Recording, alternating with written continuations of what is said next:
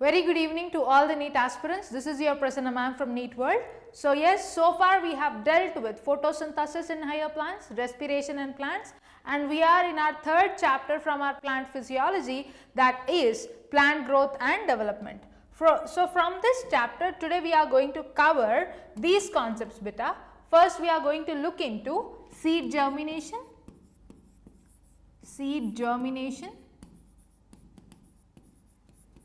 and growth, plant growth in detail, plant growth, and then is growth measurable, and then we are going to look into phases of growth,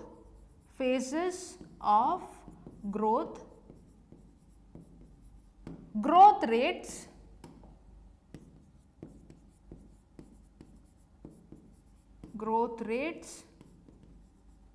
both absolute growth rate and relative growth rate, and then we are going to look into quantitative comparison of growth. Okay, quantitative comparison of growth. In growth rates we are going to look into absolute growth and geometric growth. Okay,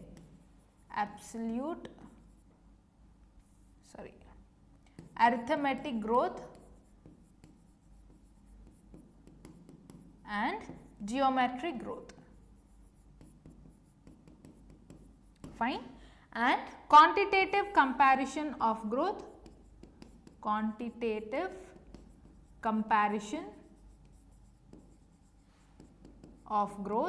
includes absolute growth rate and relative growth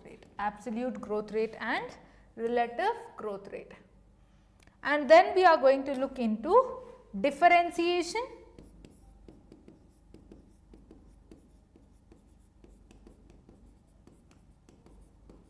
de-differentiation,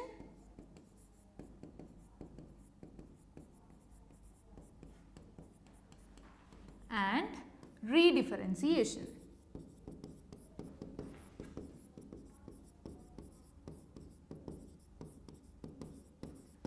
So here if you look into first amongst this, which are the concepts where we have to learn with additional focus and interest?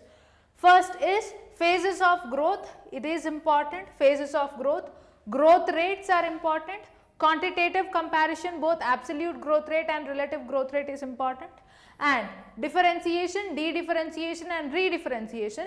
This concept is very important, where the questions will be connecting with the anatomy of flowering plants and will be asked. These questions which are related to differentiation, de-differentiation and re-differentiation will be connected with the tissues of meristematic tissues and permanent tissues and will be asked in the exam.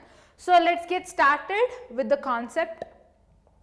What is growth actually we will learn. Okay, what is growth?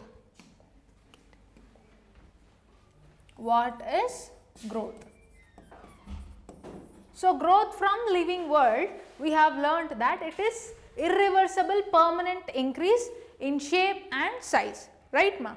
Growth is nothing but irreversible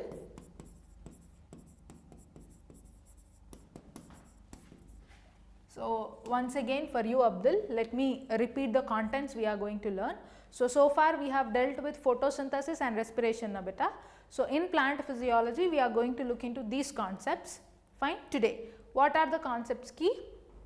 Seed germination first, and then plant growth, whether it is measurable or not, or in what ways we are measuring the plant growth, and then we are going to look into phases of growth beta. Phases of growth we will look into phase of meristematic phase, elongation phase and maturation phase, and then we will look into growth rates, okay, arithmetic growth and geometric growth. Then we will see quantitative comparison of growth, absolute growth rate and relative growth rate. And then we will learn the concept of differentiation, de-differentiation, re-differentiation, highlighting the meristematic tissues and permanent tissues of the plant anatomy.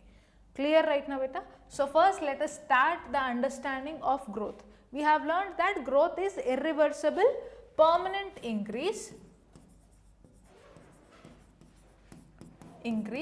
in cell number and size. Irreversible permanent increase in both cell number, shape and size is called as growth. As such, in plants the growth is said as indeterminate or indefinite growth. Okay. Plant growth we can say as plant growth is indefinite or indeterminate growth. Fine. Plant growth is said to be indefinite or indeterminate growth, which means that this grows continuously throughout the span of life. How is it growing? We will learn with respect to meristematic tissues, both primary meristems and secondary meristems. Prior to this, let us complete the understanding of seed germination. Okay. Seed germination is of two types beta. We have learned from morphology and from anatomy as well. When a seed is sown, okay, small structure which is growing towards the ground is what? Radicle, and the structure which is growing above is called as what? Plumule. And here there is an epicotyle and here it will be hypocotyle.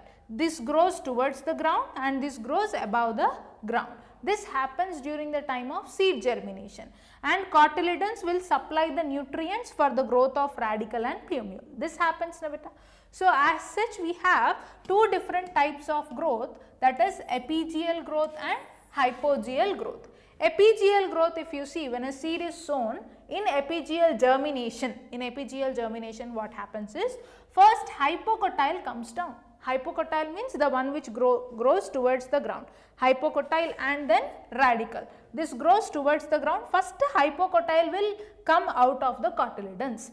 So, this growth of hypocotyle will push the cotyledons above the ground. Okay.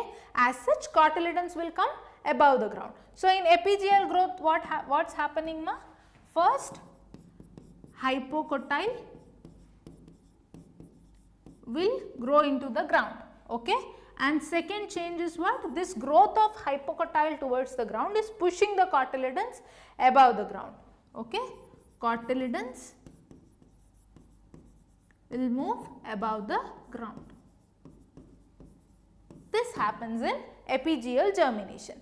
In hypogeal germination, if you see, okay, cotyledons will remain underground only. So, cotyledons have to remain underground, so first epicotyle will arise or hypocotyle? Epicotyle will arise. Because of the growth of epicotyle, the cotyledons will remain underground only. Okay. So, here first epicotyle will arise and cotyledons will remain in the ground. Cotyledons remain underground. Fine, Nama, cotyledons remain underground. So, what are the best examples for epigeal germination? In your NCERT, the diagram which is there, that is of epigeal germination only, in your second page of plant growth and development.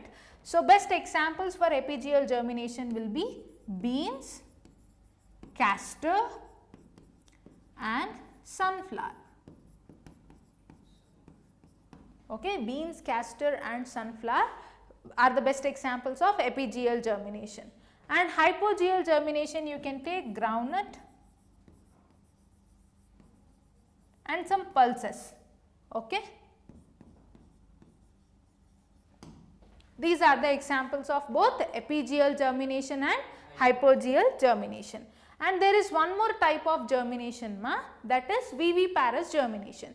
What is viviparous germination? If the seeds are germinating when they are on the plant only, so it is called as what? Viviparous germination. Okay, understood? This is not that important, but you have to be clear with epigeal germination, hypogeal germination. Epigeal germination, first originating is what? Hypocotyle, and in hypogeal first is epicotyle that originates or arises. And here two cotyledons will grow above the ground, their cotyledons will remain underground only, and examples are important, right ma? And then, yeah. Now we will see, we will look into the plant growth. We have learned that plant growth is indefinite, you take down parallelly beta. Plant growth is indefinite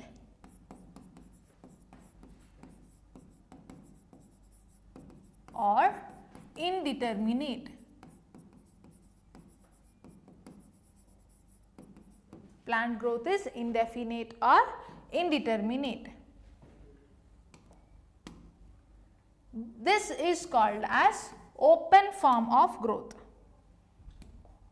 Okay, this is called as what? Open form of growth.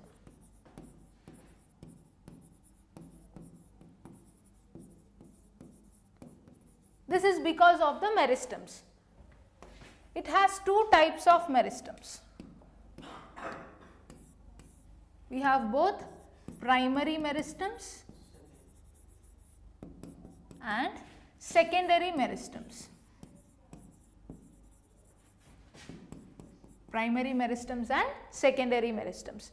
Primary meristematic tissues, if you see, primary meristematic tissues, we have both shoot apical meristems and intercalary meristems. The only function of meristematic tissue is to divide. Okay, its capacity of division. Division is the only activity of meristematic tissue. Okay, apical meristem is of two types, shoot apical meristem and root apical meristem. These are two types of meristematic tissues. Okay, and then secondary meristems, those which arise secondary or lateral in origin. Okay, these primary meristems are involved in building up the primary plant body. Primary plant body is built. Again, to increase the girth of the plant, to increase the girth or diameter of the plant, secondary meristems will come into picture. Okay, secondary meristems are also called as lateral meristems. Secondary meristems are also called as what?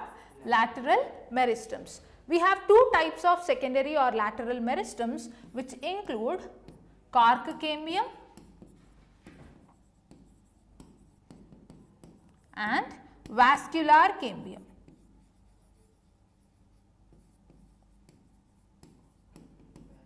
Vascular cambium. So, vascular cambium which is present in between xylem and phloem. Vascular cambium which is present in between xylem and phloem. This type of vascular bundle you will call as open vascular bundle. Open form of vascular bundle or open vascular bundle you will call. If there is no cambium between xylem and phloem, this is closed vascular bundle. Okay. So, open vascular bundle, and this shows what? Meristematic activity throughout the life of the plant. Okay. This main purpose of secondary meristems or lateral meristems is what, to increase the girth of the plant.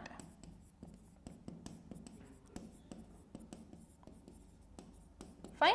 Because of this primary meristems and secondary meristems, plant grows continuously throughout its life, and that is why we will call plant growth as what? Indefinite growth, indeterminate growth and open form of growth. Clear right now? Next. So, this diagram which is given in your NCERT, you can clearly observe shoot apical meristem above. Okay, can you see the shoot apical meristem?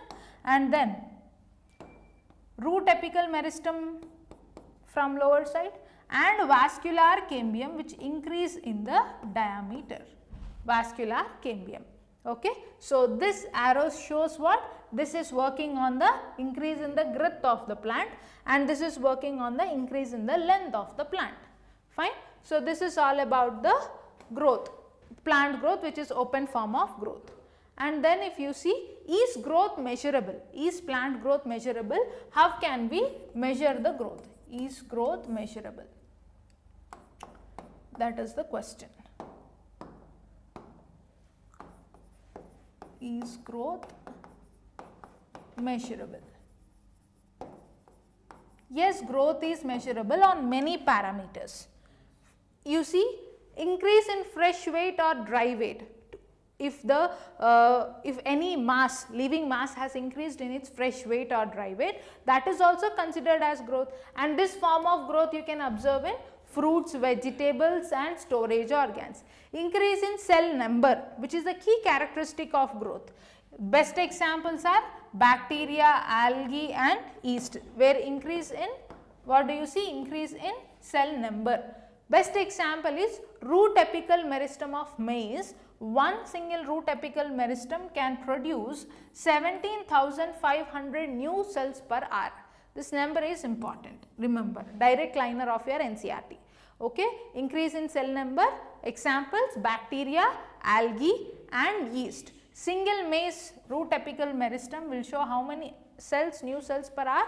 17,500 new cells per hour. And increase in surface area. Increase in surface area, best example is leaves. Okay, increase in surface area. Increase in volume includes fruits, storage organs, that shows increase in volume. And then increase in cell size. Size and number are direct characteristics of growth measurements. Okay, increase in cell size, best example is watermelon. Single cell will multiply to how much? How much cell size will increase? 3,50,000 times the cell size will be increasing. Clear, right ma? Understood, no? Increase in cell number, root apical meristem of maize, which will produce 17,500 new cells per hour. And increase in cell size, watermelon, where a single cell increases how much? 3,50,000 times. Clear, right? This is how we will measure growth in plants. Fine. Next. Now phases of growth. Fine, Abdul. Now phases of growth you see. We have three phases of growth. First is meristematic phase, second is elongation phase, third is maturation phase. We will learn phase by phase. First is what? Meristematic phase. Meristematic phase. So in meristematic phase, if you see, the cells are very small in size, okay, with no intercellular spaces. The cells are small in size with no intercellular spaces. You can say cells are small with dense protoplasm,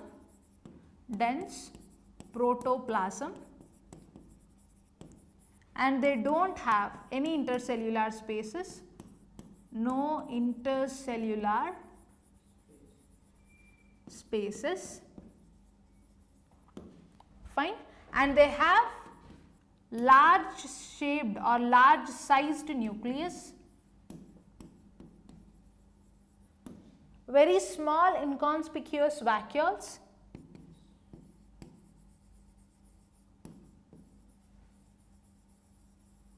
most importantly thin cellulosic cell wall, thin cellulosic cell wall, fine, and abundant plasmodesmatal connections, okay, and abundant plasmodesmatal connections. You know what are plasmodesmatal connections, ma? Good evening, Raghav.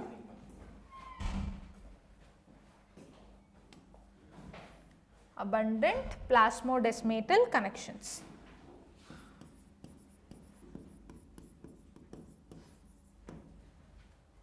Raghav, continue from phases of growth, beta. Okay. So we have three phases of growth. What are they, ma? Meristematic phase, elongation phase, maturation. In meristematic phase, what are the characteristics of meristematic cells? What is the activity of meristematic phase? The cells will divide. That is the only activity. Will divide, divide and divide. Cell division means what is happening? Karyokinesis and cytokinesis is what happening. So here if you see, cells are what? Small size with dense protoplasm. That is the first characteristic. Next is there are no intercellular spaces because they are dividing continuously, and the nucleus size is large, and they have very small inconspicuous vacuoles, and then they have thin cellulosic cell wall. Abundant plasmodesmatal connections are present. Okay, they have abundant plasmodesmatal connections. Clear, right? This is about meristematic phase. Second is phase of elongation.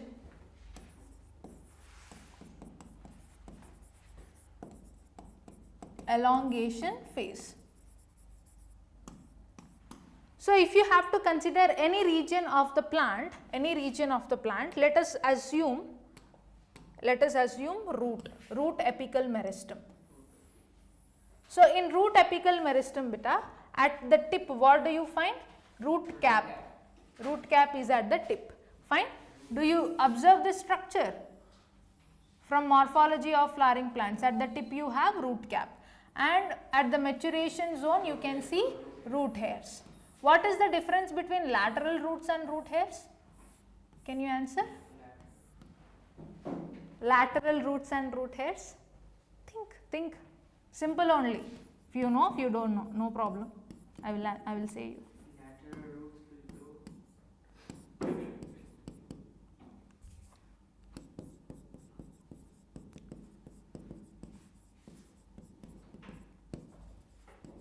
And this is elongation zone, and this will be maturation zone. Recalled the diagram, okay? So can you tell me the difference between the root hairs and lateral roots? Root hair and lateral roots.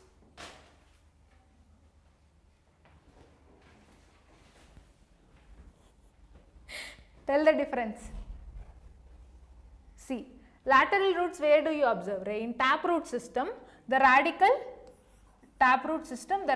will directly grow into what? Main root or primary root. From this primary root, endogenously from pericycle, lateral roots will originate. Okay, this lateral roots will originate, and lateral roots are branched. Okay, from lateral roots or secondary roots, tertiary roots also will come. But root hairs will originate only from maturation zone, and they don't have any branches as such. Okay, the main purpose of the root hairs is to increase the surface area and to improve the absorption of water and minerals. Understood? Yes or no? Understood the difference between lateral roots and root hairs? Okay, next. So here if you see root cap, this is the thimble like structure which is at the apex region. Proximal, at the subapical region you will find root apical meristem. Root apical meristem is at the subapical region of the root. In which zone? Meristematic zone. In this zone, how cells are there? We have just seen what are the characteristics of the cells which are present in the meristematic zone. Proximal to the meristematic zone, we have elongation zone. Okay, elongation zone is proximal to the meristematic zone. So here in the elongation zone, how cells will be? First characteristic of cell is beta, increase in cell size. Cell size will be increased, that is the first characteristic. Second characteristic is increased vacuolarization. Okay, increased vacuolarization is the second characteristic. If you see in the meristematic cells, vacuole is very small and inconspicuous or completely absent. Okay, but then in the elongation zone, the cell size will increase. Okay, the cell size will increase, and increase in vacuolarization is also observed. And third change is cell wall depositions. Cell wall depositions. This is the third change. Okay, new cell wall depositions. So these three are the characteristic features which are present in the cells of what? Elongation phase. Proximal to the elongation phase, we have maturation zone. Okay. Third is maturation zone. In maturation zone, you find cells undergoing both structural differentiation and physiological differentiation. That is because of new cell wall depositions which are happening in the elongation phase. Here what happens? Cells will undergo both structural differentiation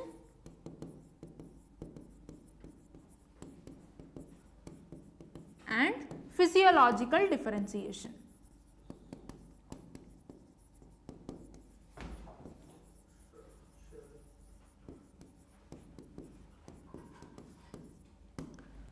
Clear, right? Understood?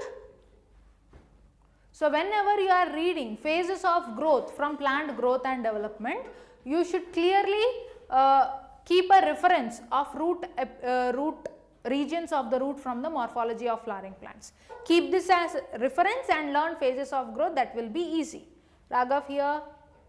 So here phases of growth you have meristematic phase, and how cells are there? Cells are small, dense and with dense protoplasm, no intercellular spaces, large sized nucleus, small vacuoles, thin cellulosic cell wall and abundant plasmodesmatal connections. Proximal to this you have elongation zone, where increase in cell size, increased vacuolarization, new cell wall depositions. Proximal to this you have maturation zone. In maturation zone, cells will undergo both structural differentiation and physiological differentiation. Clear right now? Next. Yeah. Now we are going to learn the growth rates. What is growth rate in specific? Growth per unit time is called as growth rate. What is growth rate? Growth per unit time. Growth observed per unit time. Okay, growth observed per unit time. Either increase in cell size or increase in cell number per unit time. How much growth is seen? That is called as growth rate. As such, we have two growth rates, beta, arithmetic growth rate and geometric growth rate. Arithmetic growth rate and geometric growth rate. Arithmetic growth rate is also said as linear growth. When the arithmetic growth is plotted on a graph, on the x-axis when time is taken. So here if you see x-axis time, y-axis increase in the height of the plant. Okay. When it is plotted as such, you can see a linear graph that is observed. Okay. So here it is the linear growth. Linear growth is what? Linear growth is observed in arithmetic growth rate. Okay. And the formula used to calculate is LT is equal to L naught plus RT. Okay. Where LT is the final length of the plant, where LT is mentioned as final length,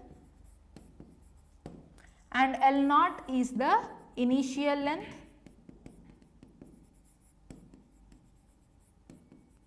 and R is what? Growth rate. T is mentioned as time. Formulae, the questions on the formulae are asked quite a few times in your NEET ma. Look into that keenly. Okay, arithmetic growth rate, what type of growth is observed in this? Linear growth is observed, where LT is equal to L naught plus RT is the formula. LT is final length, L naught is the initial length, R is growth rate and T is time. Best example for arithmetic growth rate is root apical meristematic growth inside the plant, in any plant. Okay, it is observed what? Arithmetic growth. Geometric growth is different. You will observe three phases in geometric growth. One is lag phase, second is log or exponential phase, and third will be stationary phase. Fourth phase is also observed, that is called as death phase. Death phase. In what type of organisms do you observe geometric growth is? Usually you can take the best example as bacterial culture. Bacterial culture is the best example for geometric growth rate. Okay. So, if for suppose you have taken some bacteria, provided it with the required conditions, and you have supplemented it with the abundant nutrients and enough space to grow as well in the culture plate. When the bacteria is supplemented with all the favorable things for its growth, that initial lag phase, it will absorb the nutrients first. So, at the initial phase you do not see much increase in the cell number of the bacteria, because it is utilizing the nutrients first, and then using all the resources, nutrients and space to grow, cell number will drastically increase inside the bacterial culture. Okay. So, that drastic increase in cell number is said to be log phase or exponential phase. Okay. At the time of growth, okay, when all bacteria are growing abundantly in its number, they will be releasing out the toxins, yes or no? Toxins will be released. Because of the release of toxins and insufficient space of the bacterial cells in the culture plate, what happens is the growth comes to an end, stationary phase comes, and because of that release of toxins, few bacteria will die, that is called as what? Death phase. Okay. So, the curve which is obtained when it is plotted on a graph, on x axis again time and on y axis we can take size or weight of the organ. Best example we have taken bacterial culture. So, when it is plotted on a graph you can observe sigmoid curve, sigmoid curve, fine, S-shaped curve or sigmoid curve. And what type of growth is seen here? Exponential growth, exponential growth, fine. Exponential growth or geometric growth one and the same, arithmetic growth or linear growth is one and the same. And what is the formula that is used to calculate the geometric growth beta? W1 is equal to W0 ERT, log of ERT. So, here W1 is calculated as what? Weight, final weight you can say, final weight, and W0 is what na? Initial weight. E is log base, RT is what? Again growth rate.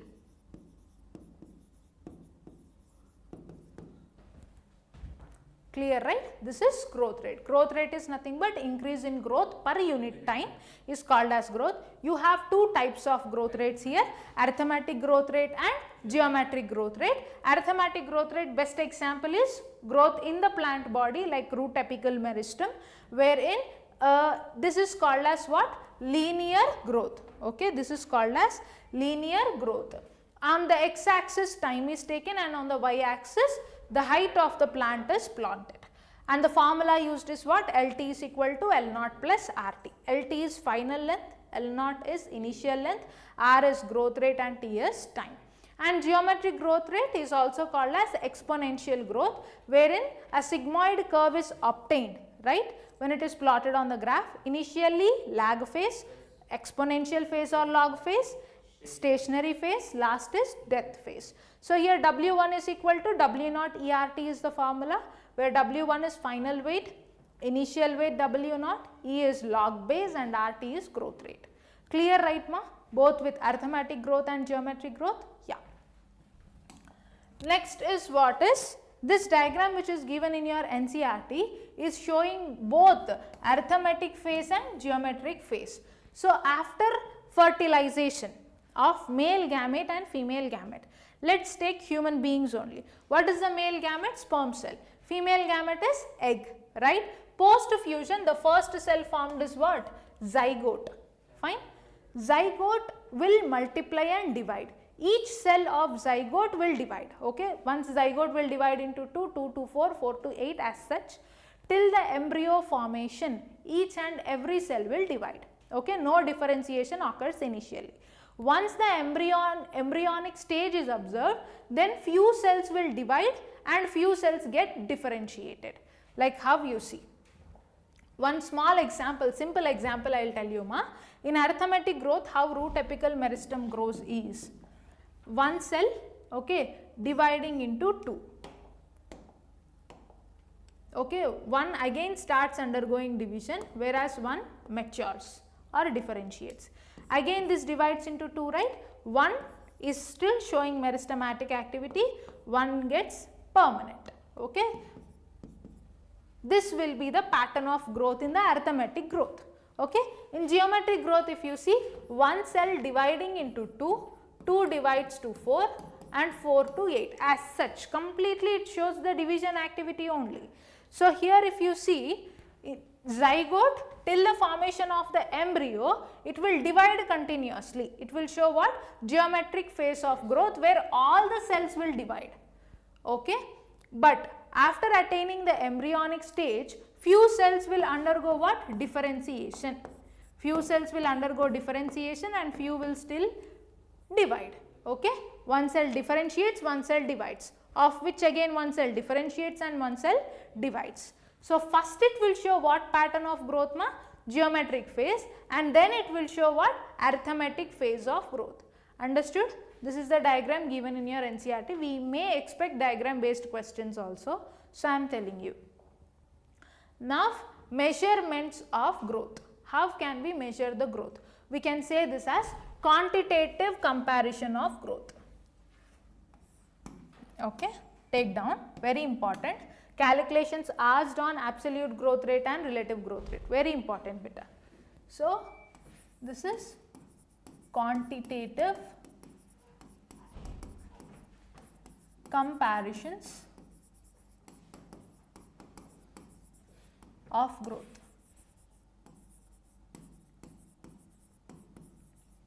Quantitative comparisons of growth. So, here if you see, first type of growth that we can observe is absolute growth rate. Okay,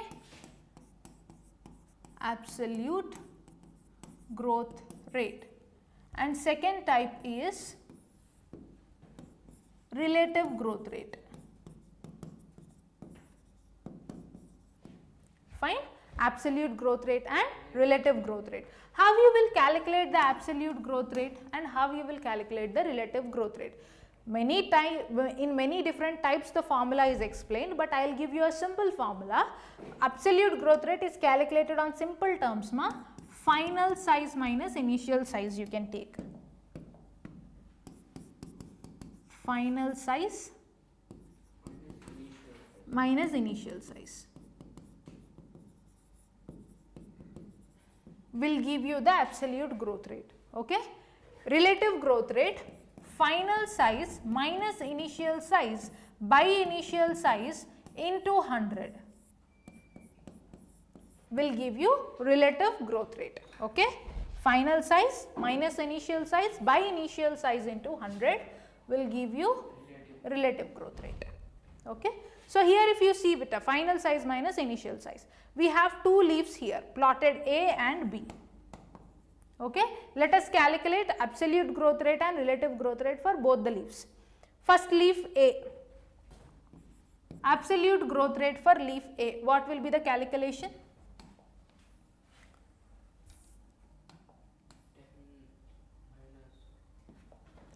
What will be there? In leaf A, final growth is what? 10.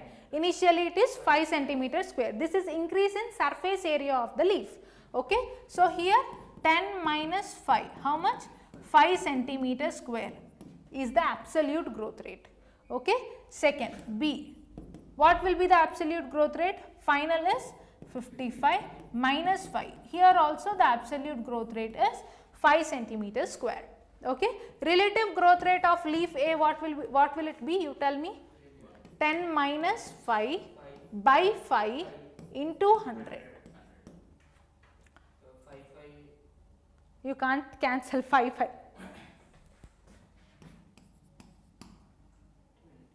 How much? 100. Yes, good Raghav. Next B you see, final is 55 minus 50 by 50 into 100. Good. Correct only, right? Hey, Raghav, see and say. 20. 55 minus 50, how much? 5 into 2.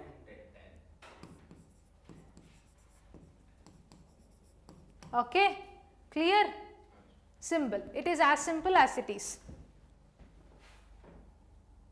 Whenever in your exam a question comes on absolute growth rate, so what is the simple formula? Final size minus initial size. A question on the relative growth rate, what should be the formula?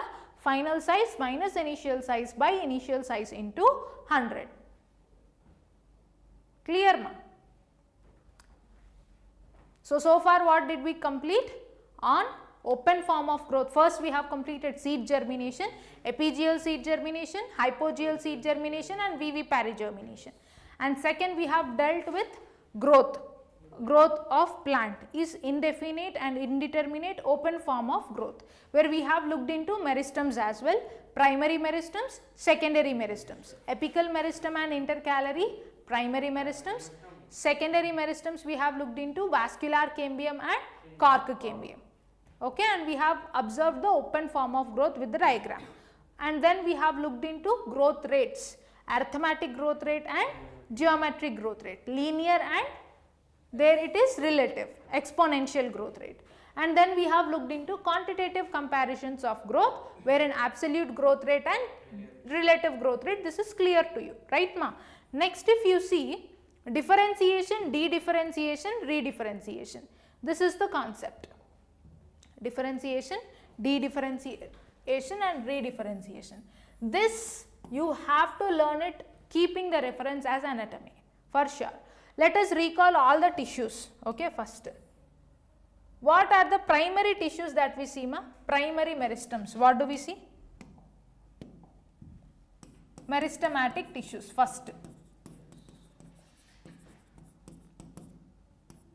What are the meristematic tissues that you observe? Apical meristem. First meristematic tissues that are observed in a plant, which are responsible for primary plant body. Okay, what are those? Apical meristems and intercalary meristems.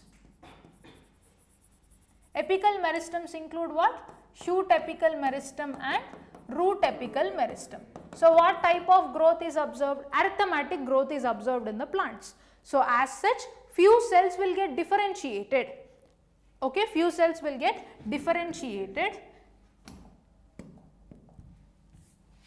So, the differentiated tissues that you observe in the plant are differentiated tissues that you observe in plant include what? Differentiated tissues include simple permanent tissues, and complex permanent tissues. Okay, simple permanent tissues and complex permanent tissues. Simple permanent tissues include these tissues ma. Parenchyma, collenchyma and sclerenchyma. Parenchyma, collenchyma and sclerenchyma. These are simple permanent tissues. And what are complex permanent tissues that you see? Xylem and phloem. Xylem and phloem. These are the differentiated tissues. And what are the differentiated regions that you observe in the plant?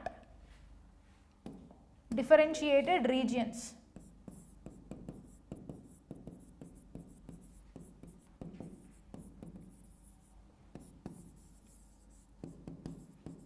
What are the differentiated regions, beta? First, if you see the anatomy, outermost epidermis will be there. Yes or no? So, this epidermis is followed by a general cortex. Okay, epidermis followed by a general cortex. This general cortex is further differentiated into hypodermis. Very good. General cortex and endodermis. These are the three regions you will observe in the cortex region, followed by stele. What do you see in the stele? Stele has a pericycle followed by vascular bundles and pith. Pith at the center, pith or medulla. Fine. So, stele has what ma? Pericycle, vascular bundles and pith. All these are differentiated regions only. Epidermis, general cortex, hypodermis, endodermis, pericycle, vascular bundle, pith. All these are what ma? Differentiated regions. They are structurally, physiologically, functionally differentiated. Okay, their structure is undisturbed, their function is undisturbed. Fine. So, these are the regions, differentiated regions, and these are the differentiated tissues. And we have learned that plant body is abundantly occupied with what type of tissue? Parenchymatous tissue. So, here most of the tissues are parenchymatous only. Epidermis is parenchymatous, pith is parenchymatous, pericycle will be parenchymatous mostly. Of course, you will learn dicot stem, monocot stem, there you will see sclerenchymatous, collenchymatous types of tissues. But mostly plant body is abundantly occupied with what tissue ma? Parenchymatous tissue. Okay. And these are the differentiated regions in the plant. Now, we will see what is de-differentiated region, or what are dedifferentiated tissues? Dedifferentiated regions. What is dedifferentiation?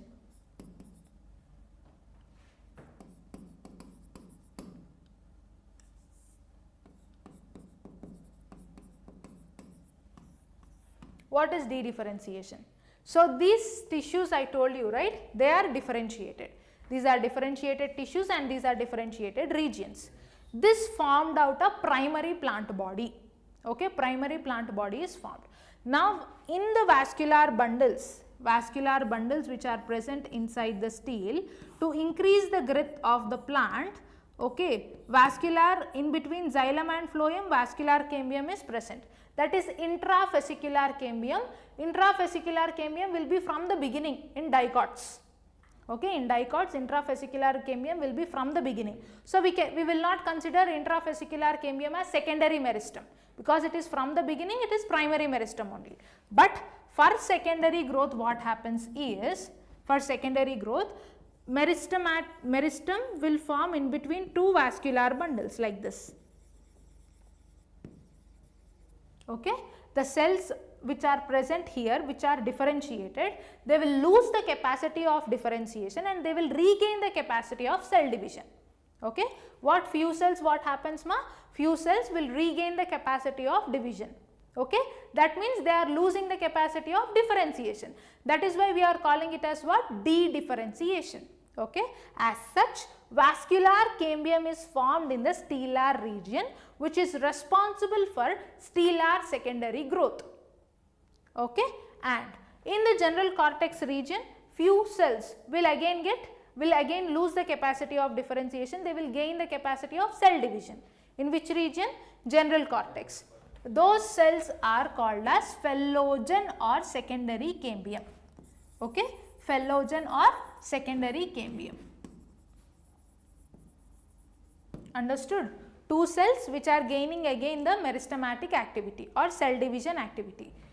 Fine. So here if you see de-differentiation, few cells are again gaining back the cell division activity like cork cambium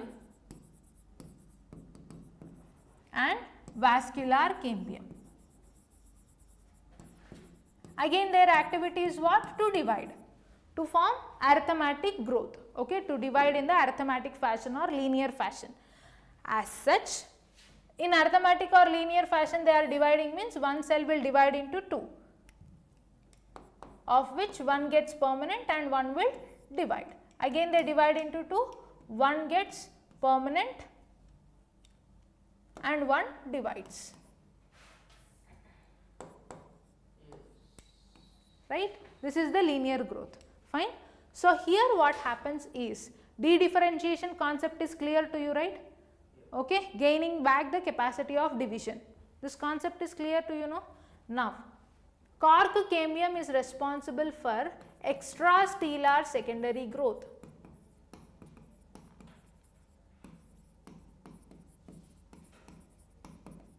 Vascular cambium is responsible for stellar secondary growth.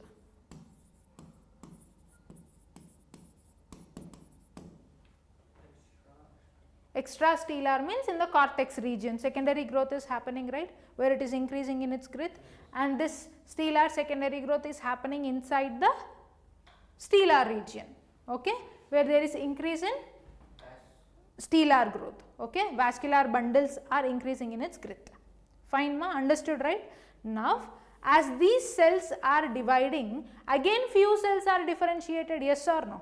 Because of the division of vascular cambium and cork cambium, few cells are differentiating again, yes or no?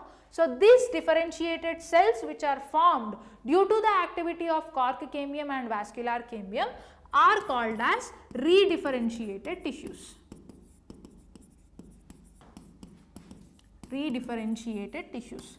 What are those redifferentiated tissues? Secondary xylem and secondary phloem in the stellar region.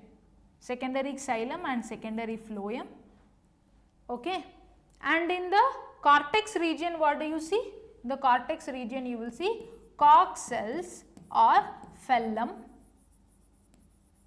and secondary cortex or phelloderm. Fine. And in stellar region you will also see secondary pith and secondary medullary rays.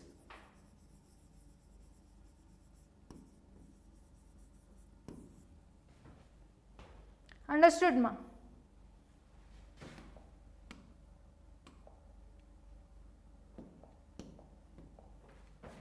This you will see in the stellar region.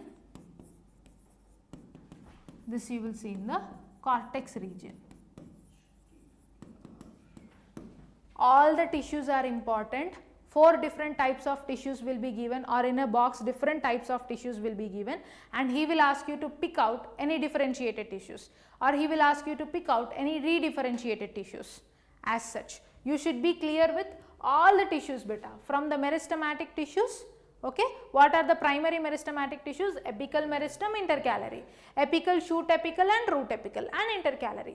Their main role is what? Increase in the plant size or to form the primary plant body.